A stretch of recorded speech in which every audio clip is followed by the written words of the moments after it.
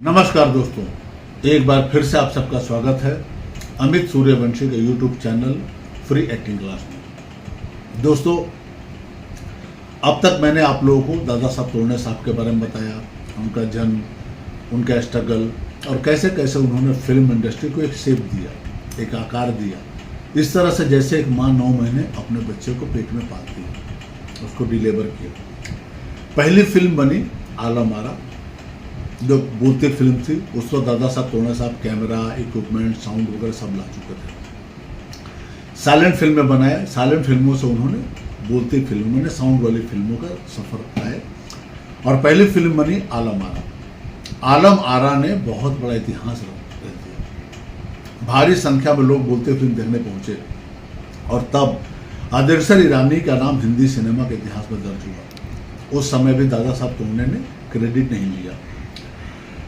आगे साउंड फिल्मों को बढ़ावा देने के लिए उन्होंने विदेश से साउंड रिकॉर्डर मंगाए और उस रिकॉर्डर को उन्होंने हर स्टूडियो में, बड़े बड़े स्टूडियो में, ऑलमोस्ट सारे स्टूडियो में उसको सप्लाई किया, जैसे कि Prabhat studio, Ranjit studio, Wadia studio में। फिर उन्होंने डिसाइड किया कि मैं अपना खुद का प्रोडक्शन हाउस खोलूँ।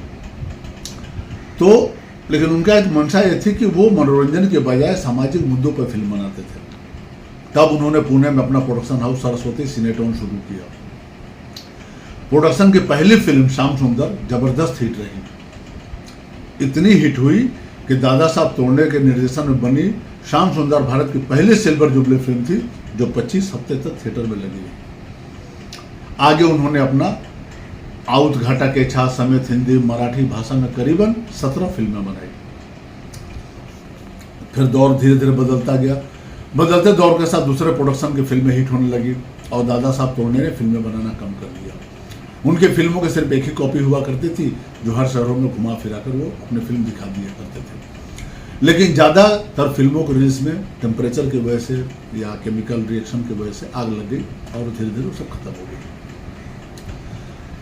अब इनको आर्थिक तंगी शुरू हुई।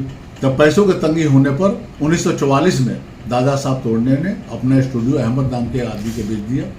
उस शख्स ने स्टूडियो चकन आयल मिल को बेचा और खुद बंटवारे में पाकिस्तान चला गया। आज उसी जगह पे कुमार पैसिफिक नाम का एक मॉल है।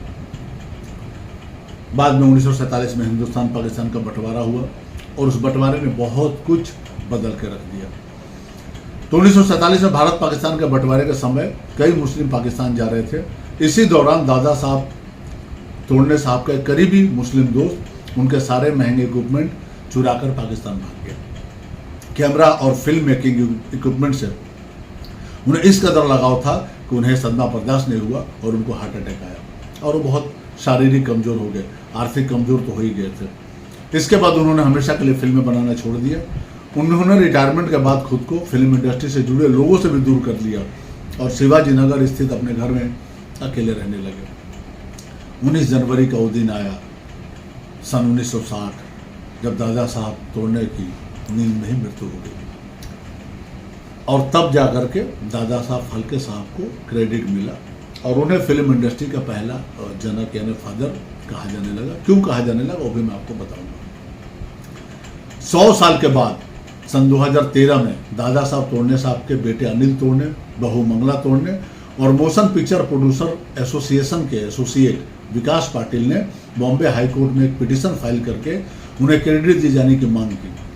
उनके पिटीशन को यह कहते हुए खारिज कर दिया गया कि साल 1912 में बनी फिल्म श्री पुंडलिक को एक प्ले की रिकॉर्डिंग की गई थी, इसलिए उसे पहले फीचर फिल्म का दर्जा नहीं दिया जा सकता। साथ ये भी कहा गया कि उस फिल्म को प्रोसेस के लिए विदेश भेजा गया था और उसका कैमरामैन भी विदेशी था, जबकि दादा साहब फाल्के की 1 साल बाद रिलीज हुई फिल्म राजा हरिश्चंद्र को भारत में ही पूरी तरह से बनाया गया।